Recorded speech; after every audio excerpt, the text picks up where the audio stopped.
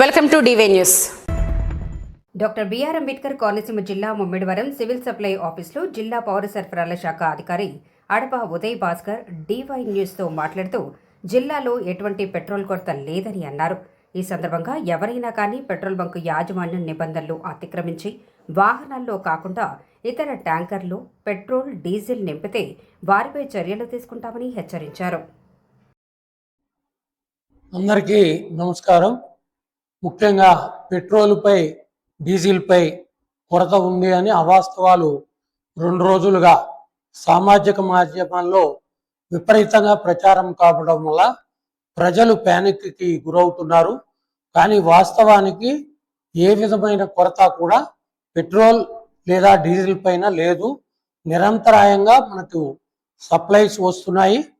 ముఖ్యంగా petrol diesel Arab దేశాల నుంచే కాక అనేక దక్షిణ అమెరికా, ఉత్తర అమెరికా, ఐరోపా దేశాల నుంచి కూడా వస్తుంది. కాబట్టి ఏ విధమైన అంతరాయం లేదు, ఏ విధమైన అంతరాయం వచ్చే అవకాశం కూడా లేదు.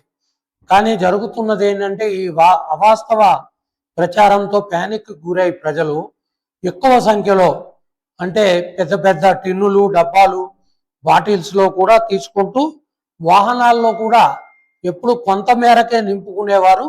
ఇప్పుడు 100% ట్యాంక్ ఫుల్ చేయించడం వల్ల వస్తున్న సప్లైస్ ఈ డిమాండ్ని సరిపోల్చుకోలేకపోతున్నాయి. కాబట్టి దయచేసి మీకు ఎంత అవసరమో ఎప్పుడు ఎంత కొట్టించుకుంటారో అంతవరకే మీరు డీజిల్ పెట్రోల్ కనుక తీసుకున్నట్లయితే ఏ కొరత కూడా లేదు. ఎవరు కూడా భయభ్రాంతులకి గురవ్వాల్సిన అవసరం లేదు.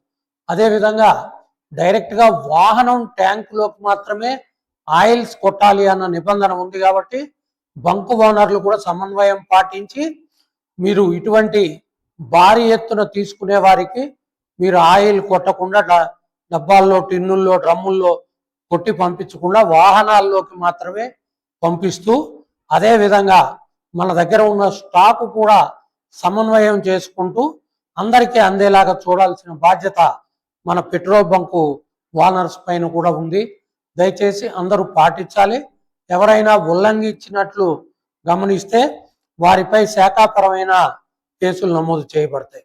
అదేవిధంగా ఎల్పిజిలో కూడా జరిగింది ఏమిటంటే ఒక్కసారే కొరత రాబోతుందన్న భయంతో ప్రతి కస్టమరు కూడా అవసరమున్నా లేకపోయినా ఒకేసారి ప్యానిక్ బుకింగ్ చేయడం వల్ల ఆ బుకింగ్ అలాగే ఉండిపోతుంది. వచ్చినవి వచ్చినట్టు ఫ్రంట్ సీరియల్కి వెళ్తున్నాయి. ఈ విధంగా సీరియల్ పెరిగిపోయింది.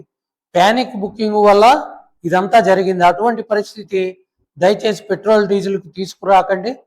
ఎల్పిజికి కూడా ఒక క్రమ పద్ధతిలో ఇచ్చుకుంటూ రావడం ద్వారా అందరినీ సంతృప్తి పరుస్తున్నాము.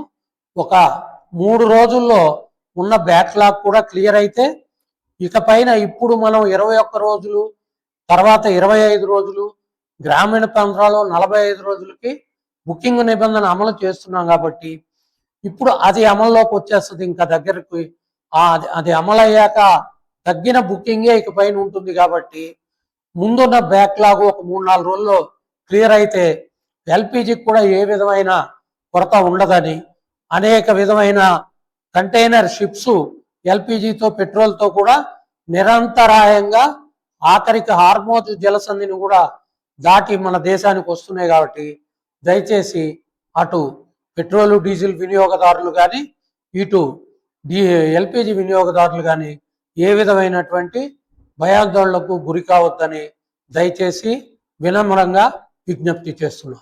మీ జిల్లా పౌర సరఫరాల అధికారి ఉదయ్ భాస్కర్. మీకు ఈ వీడియో నచ్చినట్లయితే లైక్ చేయండి, షేర్ చేయండి. ముందుగా కింద ఉన్న సబ్స్క్రైబ్ బటన్ పై క్లిక్ చేయండి. ఎల్లప్పుడూ అప్డేట్ సమాచారాన్ని పొందండి.